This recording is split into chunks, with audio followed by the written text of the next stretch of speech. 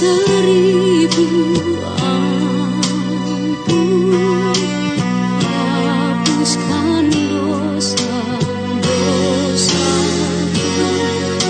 Segunung sesal ini ku unjuk padamu. Tak layak aku tengadah menatap wajahmu, namun tetap ku percaya Maha Rahim Tak layak aku tengadah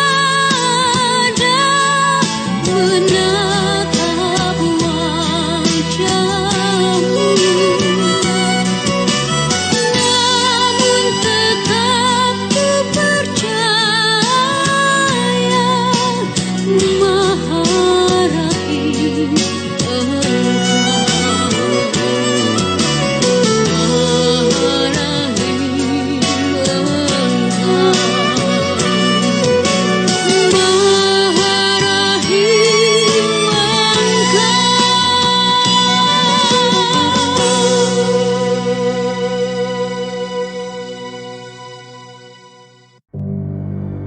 Halo sahabat, salam sejahtera bagi kita semua.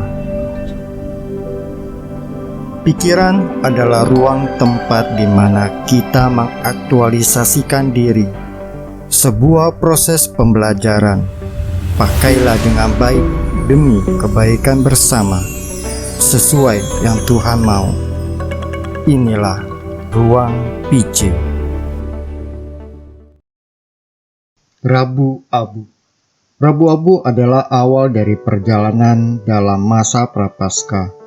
Rabu Abu merupakan undangan untuk bertobat, undangan untuk menjalani retret agung, masuk ke kedalaman batin, menyesali segala kelalaian dan dosa, melakukan kebaikan dengan amal kasih. Masa khusus untuk menyatukan diri kita dalam misteri Paskah Yesus, dalam kematian dan kebangkitannya melalui partisipasi dalam Ekaristi dan dalam kehidupan amal. Masa Prapaskah berakhir pada Kamis Putih sebelum Misa In Coena Domini atau Perjamuan Tuhan, yang mengawali Triduum Paskah, yaitu Kamis Putih, Jumat Agung, dan Sabtu Suci. Tanda abu pada dahi kita mau mengingatkan bahwa kita harus bertobat, percaya atau kembali kepada Injil, dan bahwa kita adalah debu, manusia yang berdosa, makhluk ciptaan Tuhan. Pada Rabu Abu, umat beriman menerima tanda salib dari abu di dahi yang melambangkan kita adalah milik Kristus. Tanda di dahi serupa dengan tanda rohani atau materai yang dimateraikan dalam baptisan Kristiani, yaitu ketika manusia dibebaskan dari perbudakan dosa, serta dijadikan hamba kebenaran. Roma bab 6 ayat 3 sampai dengan 18. Tanda itu juga serupa dengan gambaran orang-orang benar dalam kitab Wahyu. Janganlah merusakkan bumi atau laut atau pohon-pohon sebelum kami memateraikan hamba-hamba Allah kami pada dahi mereka. Wahyu bab 7 ayat 3. Lalu mengapa diberi tanda dengan abu? Karena abu adalah lambang biblis dari sesal dan tobat.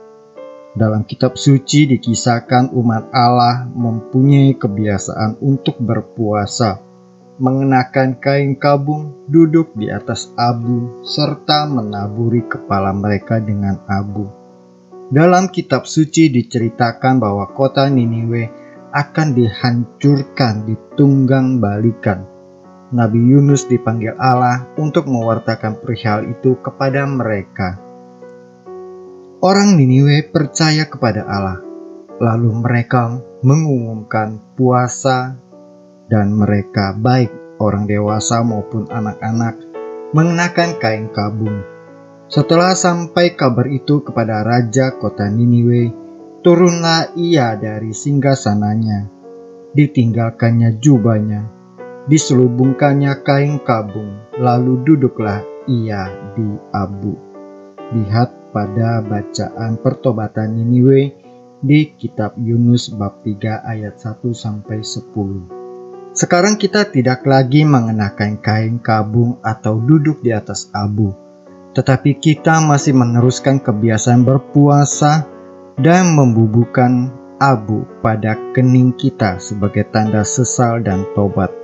Sesungguhnya hari Rabu Abu bukanlah hari sekedar membubuhi dahi kita dengan abu, tetapi juga adalah hari puasa.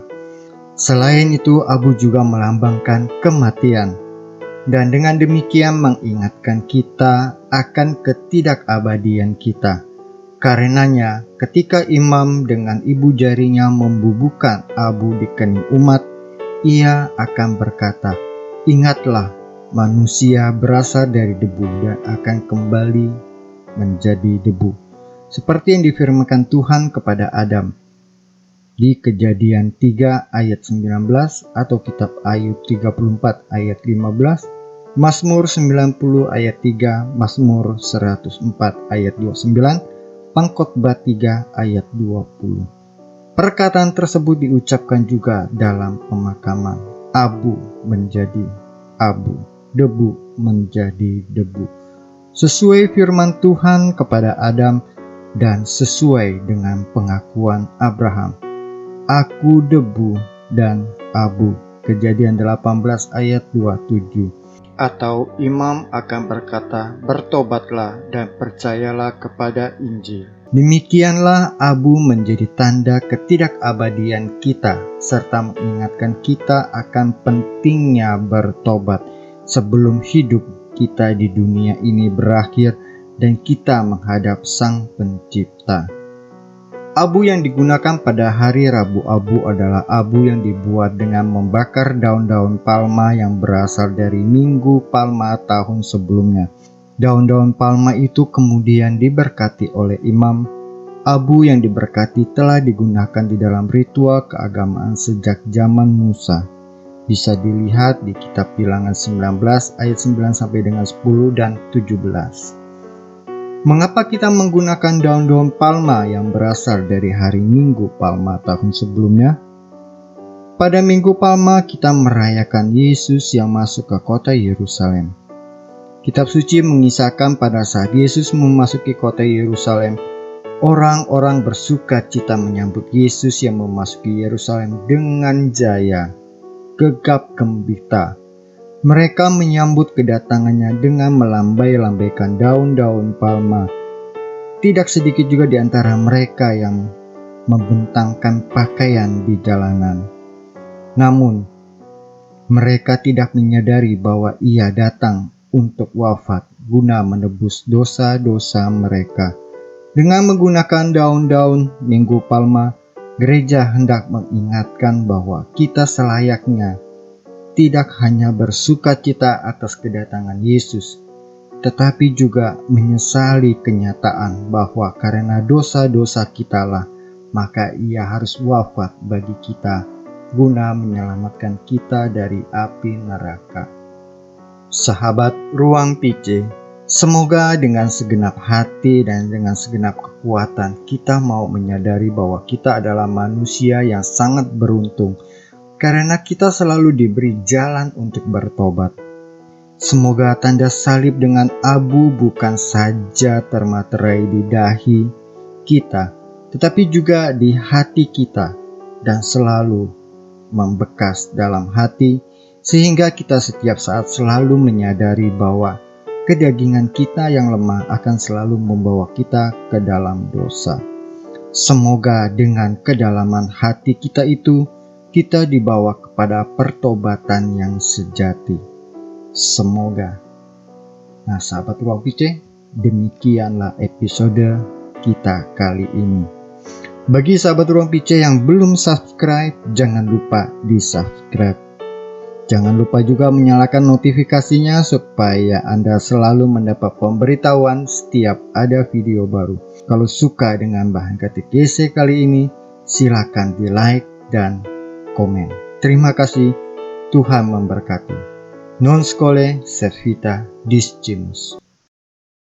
Sahabat Ruang PC, demikian episode kali ini. Silakan tulis komentar Anda untuk saling berbagi. Kasih like bila Anda suka, bagikan ke teman-teman, keluarga, atau media sosial Anda supaya bisa memberi inspirasi. Subscribe atau tekan tombol loncengnya supaya Anda selalu mendapat pemberitahuan setiap ada video baru. Tuhan memberkati. Non scole servita discimus.